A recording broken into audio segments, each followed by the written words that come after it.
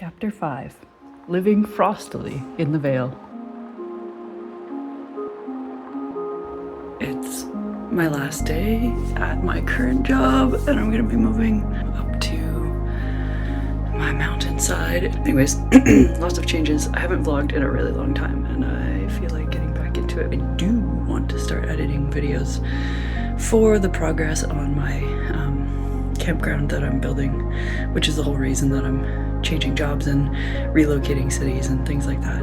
So it's gonna be interesting and we're just gonna catalog it because it's a lot of changes and I really enjoy looking back at videos I've made of past times in my life with changes and things like that. So yay, welcome back to vlogging. It was a big change waking up to this site every morning, the interior of my bus.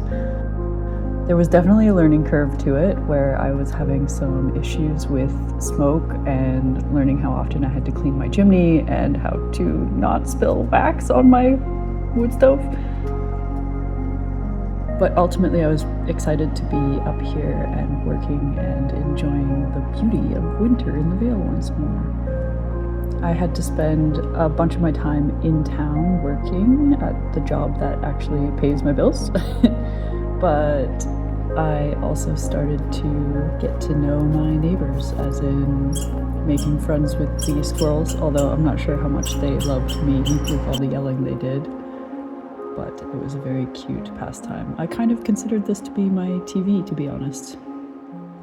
I would work from inside the bus, live inside the bus. Traveling between town and the Vale at night in winter got a little bit hairy and I had issues getting to work. Outside of my day job, I still spent as much time as I could doing clearing.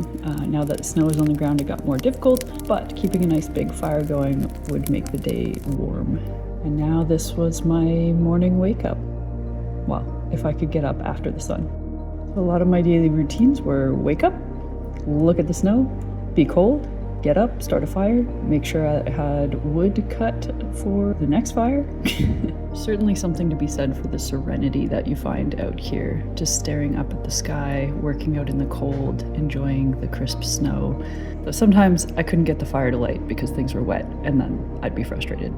Some more of my neighbors. I have this whole flock of Stellar's jays that I love to feed peanuts and interact with. The Stellies love to watch me work as I throw peanuts to them while I am chopping wood. We all know breaks are important, so. And finally, I actually was able to start having my bathhouse built. Thankfully, I had a great contractor who came out and started building the structure even though it was wintertime, and it was very gratifying to see that go up so quickly. And then it was nearly Christmas time, and I came to the realization that I would be spending my Christmas and New Year's out here alone.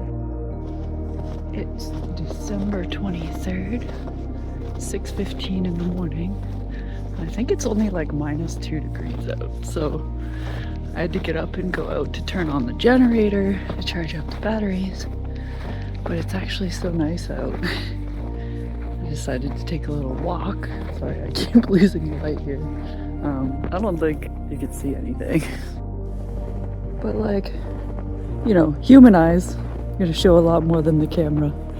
And it's actually just really nice and peaceful out. This was my first ever Christmas spent away from any and all friends and family, and in fact out here completely by myself. I had to be present in order to ensure that I was getting the generator on and keeping the heat on so that the water systems would not freeze in the sea can. I spent my Christmas day playing Stardew Valley on my Vale Farms file and just tried to enjoy the little things to make everything feel warm and cozy and be present and enjoy the day, even though I was by myself. And honestly, it was a little bit melancholic, also an experience I won't forget. Following Christmas, then there was New Year's, also spent by myself in the bus.